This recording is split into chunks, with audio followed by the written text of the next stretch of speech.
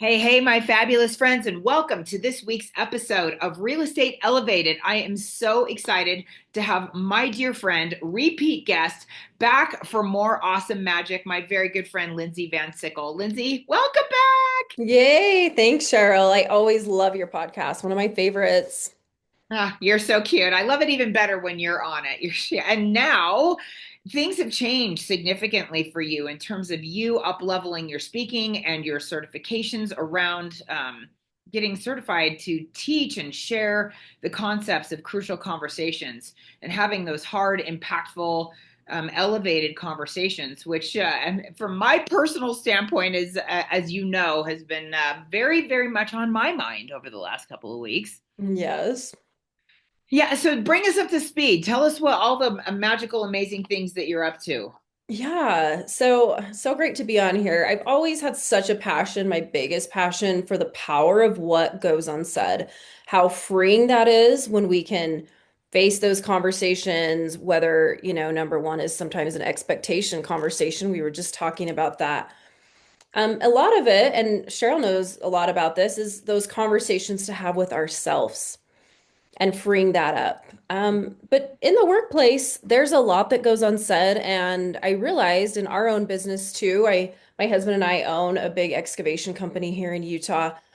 Really, it's not as hard as it seems, and there's really simple pieces you can do to not leave things unsaid, to have a Mm. crucial conversation, a hard conversation. So now I spend a lot of time with our organization and others to show how you build on purpose the kind of communication, the kind of influence that builds a culture of feedback, of showing up. Because, I mean, we all want to make more money, we want to make it quicker, and we need our best people. And we need a way to have those conversations. It doesn't come naturally, even though it's really simple when you know a few things. So, that's where my passion has gone, and it's helped our teams a lot, and it's such a foundation, communication, that affects all other areas, especially, I mean, you see it in real estate all Hmm. the time.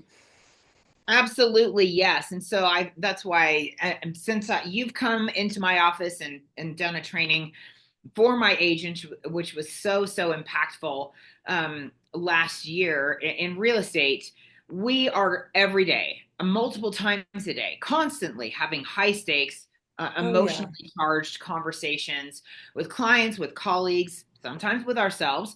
Sometimes my agents are having those conversations with me. Um, Yeah. and um, and they're frustrated about something that either happened at home or with another agent or somebody in our organization or with a client, and then they bring that to me in a wheelbarrow and they park it right at my door and then they dump it. And, and sometimes it's filled with steaming piles of things that don't smell very good. It's a great conversation visual. I know agents, they work for it. There's so much conversation that dives in. And your group, that was fantastic talking with them. It was so fun untangling some of the things there. It is so fun, and from a personal standpoint, but for all of our listeners, I am at this moment my own agent, and within the last week, I went under contract to buy my own house in Park City. So excited to be moving that needle forward. It's something I've wanted to do for more than a decade, and but now that it's happening, Yes. I am my agent on the sell of my home on the sell side, and we've been in our house for 22 years. Yeah. And so we're going to weave that into our conversation because Lyndsey and I are such good friends. She knows that my unwillingness slash inability to have crucial conversations with some of the people that are nearest and dearest to me has really caused some problems in my life.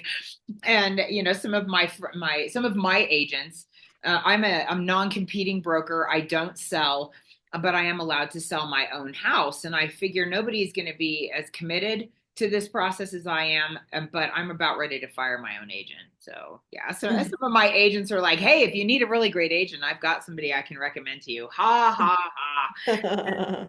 The That's thing I love about this, though, Cheryl, is we can all relate, especially with the people closest to us. There's so much that in hindsight we would talk about or we would do differently, or Like we're just all in that together, and it's a constant work, and I think conversation's messier than we think it should be, and that's also part of it. So definitely here with you. Thank you for that. I love and appreciate you. Yeah. So you mentioned that there are some simple things that we can do, but before we get to those conversations with others, first of all, friends, I'm going to invite you to go back and hopefully my amazing podcast production team can put a link in the show notes to the first show that Lyndsey and I did together a couple of years ago. But Lyndsey, for those who are finding you here for the first time, let's briefly talk about those conversations that we need to have with ourselves and the power of what goes unsaid. Yeah. Well, there's a lot we know we see the people around us bring into conversation that we don't even know where it's coming from. For example, we have a lot of employees out on the job. They're happy-go-lucky. They're working hard, and then someone will make a little critique about something about their work that might be a little off. And before you know it, there's yelling, there's storming off, they're angry, and we're like, where did this even come from? Those are the conversations with ourself Cheryl and I are talking about right now. We don't know what the trigger was, and I honestly don't want to try to figure that out with people, but just knowing it's fears, beliefs, emotions. Those are the conversations with ourself that will come right into a conversation. They come right out as anger when we don't take the responsibility to look at those, to work through those. And also as leaders, to help the people we lead to be able to be aware of their not only their mindset, the people around them, the situations, the environment, what might be going on in the people that they're working with's life. That's all part of serving what's going on, those conversations with ourselves before we go in and have the conversation. And so many people miss that piece. And it's simple and it's makes the conversation so much more effective, that much more confident. Um, Cheryl knows I'm a huge fan of what I call shred writing. I do that in my black book. That's what we talked about in the first episode. And that's just, it's where you face all those fears, beliefs, things that are pushed away, right? Because the pushing away is what causes that stress in our life. Face it and for ourselves. I'm surprised a lot of the conversations we do need to have with others, there's so many pieces that need to be acknowledged with ourselves first that can really help us get move so much more forward quicker. Yes. And if I know a lot of people, we have one of our employees, he works through all of the things, he acknowledges them. Then when he gets home, he kind of like hits the side of his truck and walks inside, and it's symbolic of like he's letting it go there and he's acknowledged. I've talked to a lot of people who go running, a lot of professionals that they talk it out or they talk it out with another professional. Whatever the way is, it's those conversations with ourselves that we can acknowledge first. And what a secret weapon, because I think a lot of us don't, we forget about that. When we dive right into conversations, before you know it, we might be creating more conversations that are going to need to be had in the future. Absolutely. And crucial conversation specifically is a very key part of our Coldwell Banker culture, starting from our area president, Joe King.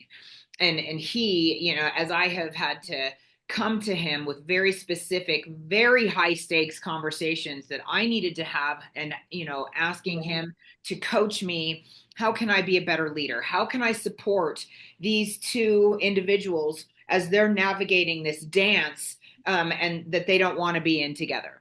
And if one of them is doing the tango and the other one's doing the cha-cha and they're going to step on each other's toes, and then it's going to get ugly. Yeah. So as the leader, how do I stand in sovereignty and support and bring the temperature down for that conversation, and equally let them know I love you, I care about you, I want you here. I love you, I care about you, I want you here. And then starting with that, the critical piece of we want you here, and therefore we're going to try to find a way to make it work, kind of a thing. Yeah. The Yeah. piece of Yeah, I love that. I have some ideas. So, the piece of we want you here and we love you, that's what Crucial Conversation calls starting with heart. Okay. And their material, it's 30 years research. That's why Coldwell Banker, I'm sure, uses it for so many things. So it's tested out. You don't have to worry about that. So the way you could show I care about you, I want you here in a really heated situation, after you've kind of helped them to look at what emotion might be under the surface, you start with heart by creating a statement of intent and showing that you want the best for them in the company and for this conversation. And really, you could ideally help them create a statement of intent for each other. Um, some examples of ones that have worked well in the past is, I really respect you as a person. I want us to have a relationship where we can share openly. You could say, I know we have different viewpoints. I'm really hopeful that we can come to something that we can really build on in the future. Taking that time to set that up, it can really neutralize emotions. It helps us step back for a minute. Harvard's difficult conversations, they call it signposting. It's Mm, stating that elephant in the room, talking about what you really want for each other. And it sets the conversation out on such a better path because, like you said, Cheryl, a lot of times you're coming from two totally different perspectives. And what that looks like a lot is butting heads yes. rather than a dialogue, right? And Crucial Conversations talks about dialogue is the entire point of any hard conversation or any conflict, the back and forth, right? Otherwise, it's like moving a train forward on tracks with broken train tracks, and we keep pushing and pushing and moving forward. We're not making Ooh, progress with our different points of views. I mean, I've been married over 20 years and I still have to remind myself I'm not making progress if we're butting heads. So why do it? What's the yes. point? Start with a statement of intent and do it all you can to get into dialogue back and forth as fast as you can. Then you're hearing each other and you're making progress, right? I Not that love you that. understand each other or agree, not that you agree or you understand them completely, but you understand their perspective, and that's important. Mhm. I love that. And so starting with heart, to me, and I'm glad we're recording this also on video that we'll have it up on my YouTube channel, even though I did not, my curling iron did not make it with me to the office today. It's time to go to Ulta and buy a second one, so I know that I've got one. But my coach of many years taught me that when you're in a situation, when you come into a meeting or any kind of gathering, to really ground yourself in the moment and to be so completely present. And start by just sitting and feet on the floor, ideally, no shoes on, which isn't always like something that's going to happen in a work setting. Yeah. Hand on heart, taking a couple of deep breaths, eyes closed, and just to yourself, with the other hand in the air, gathering all those pieces of you that are out in the world and worried about, the IRS and Timmy's homework and, like, all of the everything that we deal with in life, and this conversation with your spouse and la la la, and just bringing it all in until you can get to the point where you just breathe into it and say, I am here now. and Mm. and I love that, and I miss that, doing that on a regular basis, and I'm so glad that you reminded me about that, because when I think of start with heart, that's my responsibility, to make Yeah. sure that my heart is present, that I'm not distracted, that I'm really here with and for that other person, in that conversation.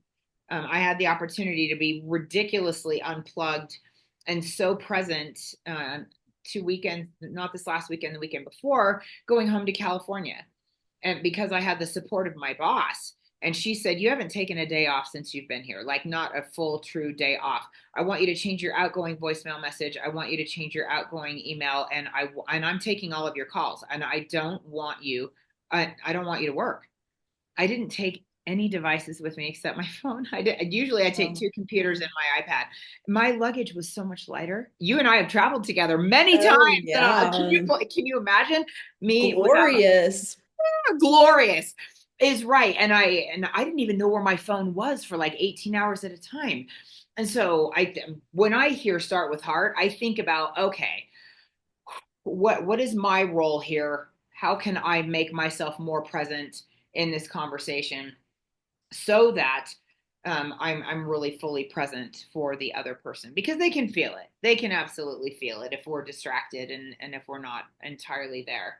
Yeah. And then I love the I can't read my own handwriting. Create a statement of intent. My intention today is for us to come to an agreement on or to discuss, X, Y, or Z. Um, and and you're right.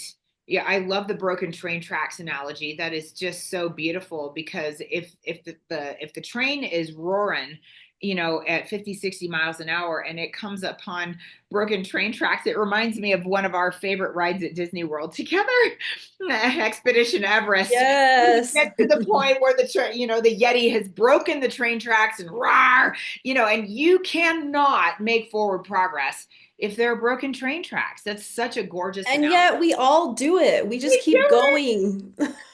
Oh yes, and I had this experience yesterday with a family member about Yeah. something that I alluded to, that my unwillingness and inability to have hard conversations created a real mess.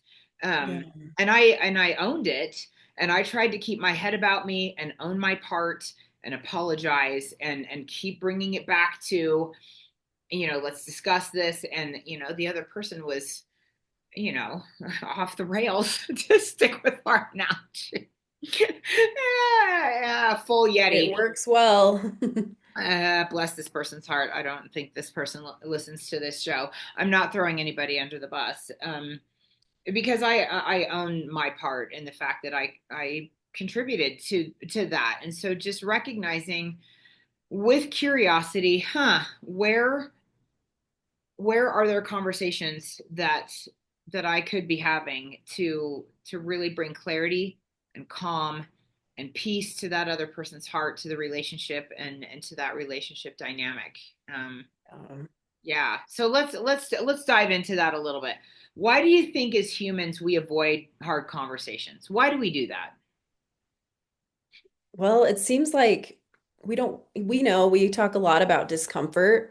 That's a number one reason, uncomfortable, and we don't know how to have it. And so I think it comes from a good place. We don't want to do the conversation wrong or mess up. And so a lot of us just avoid them, right? Hmm. Yeah. And so we'll get to that point on our journey where we know a conversation is necessary. Yeah. And yes, it is uncomfortable. And I have a little dog that I absolutely adore. And when he poops on his mat in the living room, I can put a towel over it, but it still stinks.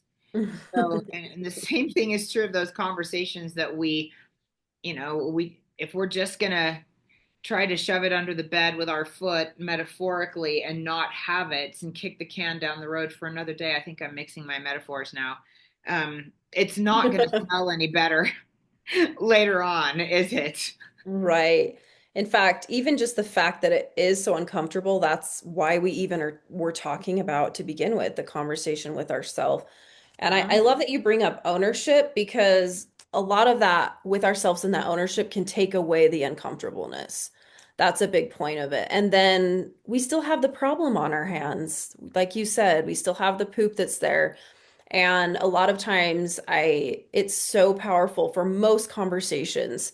Usually anything that's crucial, any behavior that needs to be talked about, changes that need to be made to just after you've shared a statement of intent and you've done your beautiful practices, however you start with heart, to really just start with fact in the conversation. Use neutral, unemotional facts with dates, with times, with just exactly what happened. You know, it's so easy in these heated moments sometimes to want to blame or to jump to conclusions. That will stop us from doing that if we can start with fact, and then after we can, Crucial Conversations calls it FSA framework. So then they share this story. You share first fact, then story of why you're even having the conversation. What's the impact? Right. And then the A is the ask. Ask them to share. So We can think of a lot of different situations in real estate where stating all of those facts and then why it even matters to the person. And then Mm. ask, get as quickly as you can. The asking will get you back into that back and forth dialogue rather than the train that's broken on the tracks. I love that. And when I'm thinking about common mistakes in the real estate industry that people make when they're trying to deal with a high stakes issue, I heard you mention blaming. I heard you mention exploding. You know, we can all think of someone who loses their ever living mind, and they start yelling, screaming, swearing. You know, which really escalates um, all of it. And Yeah. depending on who you're talking to, and gender roles and volume and proximity and some of those dynamics, unsafety can really settle in to that Mm, conversation, which yeah. just creates so much disruption. And we're that train is not going anywhere if we can't reestablish safety in the conversation. My gosh, yeah. Safety is such a huge piece. Being able to notice for those signs before we're way off the rails, that can save us a ton in conversation. Because it is people we care about. We do want them to feel safe. There is such a bigger why to take that time. It almost seems like it's counterintuitive. It's felt like that to me, to stop, to give be in our heart, to look out for someone, and yet that's what will get us so much farther, to pause, to recreate safety, get back onto the tracks. Absolutely. Beautiful. So let's talk about a few strategies that agents can use when they find themselves in crucial conversations, personal or professional, to help them to stay calm and grounded when somebody they love or care about becomes emotional or confrontational. Yeah. Well, one that I remember talking to your team about that I love is just the contrasting statements you can use called I don't and I do statements. So this is for when there's a misunderstanding. It's the one I'll go to every time. And you can quickly say, I don't, and then talk about what the person is assuming you meant or how they're offended or what they thought happened. And by addressing that, you're really validating that they feel that way. You quickly follow it up with, I do, and you state your real intent. So I didn't mean to imply that you're not good at your job, that you haven't done a lot of fantastic work in the past. I do want to talk about this contract that's up right now. A quick way to bring it right back around to what's at hand. I love that. I don't and I do. That's so, so great. They're simple. You can go do it. It works. Again, it's 30 years researched. That's crucial conversation piece. Another piece is a lot of people, when they feel unsafe, almost all of us will either go to what Crucial Conversations calls silence or verbal violence. No, and And silence, we it's don't the want same, silence, right? it's the same thing as our fight and our flight. Um, but we call it verbal violence because we know words have the power to inflict harm. So, knowing that we go to one of those, we can look for our own style under stress. It helps to really think, which one have I gone to? How can I be more aware of that? And starting to notice when conversations are getting heated just a little bit, and then you can go straight to the I don't and I do statement to bring things back down. Or you can start doing some signposting from Harvard's Difficult Conversations to say, hey, I'm noticing we might be losing sight of what matters most here. I know we want to make progress. Let's pause. This is important. It's also signposting is another great way to return to a conversation later without just avoiding it. This is important. Let's give us 30 minutes and then let's return to this. All skills you wouldn't think about, and yet they're creating safety to be able to move forward in the conversation. So that was kind of like a quick throw out of three someone could use: the contrasting statement, looking for silence or verbal violence, and then do signposting to pause a conversation or to point out when you think we're losing sight of the bigger picture. I love that. It's beautiful. So, yeah, in thinking about preparation, for conversations and preparing ourselves and saying the unsaids. Yeah. And you mentioned what a fan you are of shred writing. And I know that. And friends, please listen to Lyndsey's first episode with me, where she talks about shred writing in much greater depth and tells her stories about the Black Book. But just from a, I'm going to prepare. I'm going to take responsibility for this conversation that I know I need to have by preparing myself first. How can we marry the work that you do in the Black Book and Crucial Conversations by shred writing and saying those unsaids in order to prepare ourselves for hard conversations? Yeah, it's for me, it works so well to do shred writing in the mornings, and it's interesting how our body already knows what needs to be said and what's up and what's a stressor in our life. Hmm. And then as cheesy as it sounds, I'll take a note during the day when I notice I get triggered about something, or maybe a conversation happened where I'm like, oh, there's something under that, and realizing that's for me to uncover. And even owning, I love that you brought up ownership, like what little part in the conversation we've played.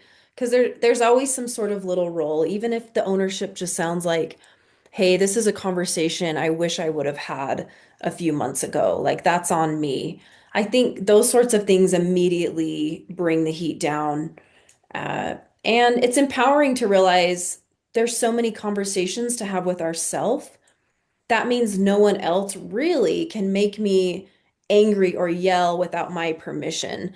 No one else can make me react in a way they don't want to, that I don't want to, um, because the decision is up to me, as tempting as it is. That's why we can make so much progress just working through some of those things on our own.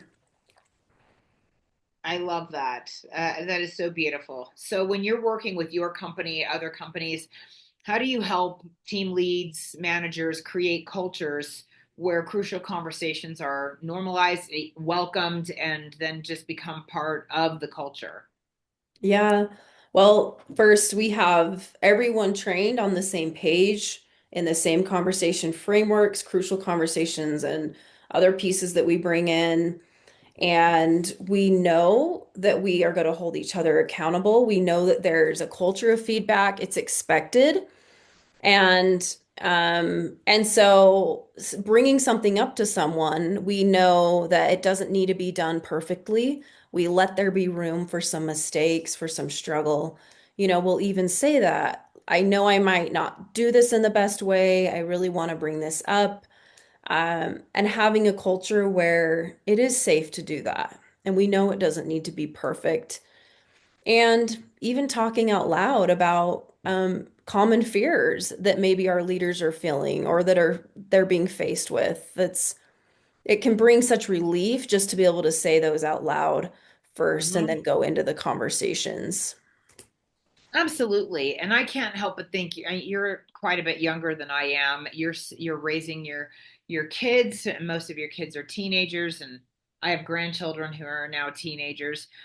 I love the fact that in the world we live in today, for the most part, I think that there is more of an attempt in business, in relationship, in families for more authenticity, more greater transparency, not just as sexy buzzwords, that we say, hey, we're authentic and we're transparent. We genuinely really, I think, strive for that a lot more than we used to when I was raising my kids, where That's like we so don't talk great. about Bruno. I mean, that like that's a whole vibe in Kanto and in real life, where in a lot of our families and those relationship dynamics, we didn't talk about uncomfortable, difficult, hard things. We just didn't. Yeah. Yeah. I know. Isn't it such a relief? Good Disney little analogy there too. Yeah. Absolutely, got to throw in the Disney just for fun. If our listeners today were to just take one small sweet step in their relationships to become better communicators, at home, in the workplace, business and personal, what would you recommend? Where do they start? Ooh, there's so many. Honestly, With the problems and the stress that we're under these days, especially in real estate, it's easy to get hyper focused on what's not going well. And that can bring us into this like typhoon of our own stuff. And it does the opposite of helping to solve the problem. So I would say looking what's going on with your team, looking outside, um, looking at what you could do or see or be aware of in the next conversation that you have with someone else. That shift sometimes can really bring me out of what's not working into some good forward momentum. So if I need to choose just one thing, that's helped me a lot lately. I love that. Awareness is key. I can't fix problems if I'm not even aware that they exist. Yeah. And if Yeah. we're so hyper focused on them, it's really hard to see anything else. And there's a lot of progress to be made. I'm surprised by little things in conversation that can make a big difference. And I did a lot wrong in preparation for my crucial conversation of yesterday. The one thing I did right was I owned my mistakes and I apologized. And as this person escalated and attacked and threatened, I just tried to stay grounded and centered and just, I'm sorry. I own my part in this. Let's find some common ground and let's figure out where we agree. That's one of the my Mhm. favorite things that I learned about crucial conversations when I very first read the book many years ago was let's go back to the last place that we know we had agreement and then Yeah, work from there instead of just wandering down all these paths and we're lost and flailing and and in real estate sometimes that last place is seller, do you still want to sell your house? And yeah, then when they have to mentally backtrack and say, well, actually, yes, I do. Buyer, do you still want to buy this house?